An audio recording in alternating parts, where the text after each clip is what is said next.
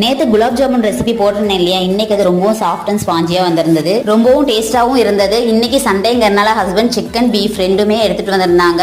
As usual எப்பவும் போல chicken biryani வைக்க சொல்லிட்டு பீஃப் சுக்கா தான் வச்சு கேட்டிருந்தாங்க. கேரளா ஸ்டைல வச்சா ரொம்பவும் நல்லா இருக்கும் இல்லையா, சோ அதை தான் இன்னைக்கு ட்ரை பண்ணிருந்தேன். இப்போ குக்கர்ல பீஃப் சேர்த்துட்டு அது கூடவே மஞ்சள் பொடி உப்பு சேர்த்துட்டு ஒரு 10 விசில் அடிக்கட்டும். இப்போ இதுக்கு தேவையான மசாலா ரெடி பண்ணிடலாம். இஞ்சி, வெள்ளைப்பூடு, மிளகு, பெருஞ்சீரகம், 2 ஸ்பூன் மல்லித்தூள், 1 ஸ்பூன் காஷ்மீரி தூள் சேர்த்திருக்கேன். இப்போ இதுல கொஞ்சமா தண்ணி சேர்த்துட்டு மிக்ஸி ஜார்ல அரைச்சு எடுத்துக்கிறேன். சுக்கா ரெடி பண்றதுக்கு முன்னாடி ஒரு குட் இன்ஃபர்மேஷன் உங்க கூட ஷேர் பண்ணிக்க போறேன். தஜ்வீதோட குரான் ஓத தெரியாதவங்களுக்கும், நான் வீட்ல இருக்கேன் வெளியே போய் எனக்கு குரான் ஓதி படிக்கிறதுக்கு டைம் இல்லைன்னு சொல்றவங்களுக்கும் ஹிதாயத்துல் குரான் அகாடமி ஆன்லைன் மூலமா கிளாஸஸ் எடுக்கிறாங்க. ஆண்கள் பெண்களுக்கான தனித்தனி வகுப்புகள் இருக்கு. அவங்கள டேக் பண்ணிருக்கேன், ஸ்கிரீன்ல நம்பரும் கொடுத்திருக்கேன், கான்டாக்ட் பண்ணிக்கோங்க.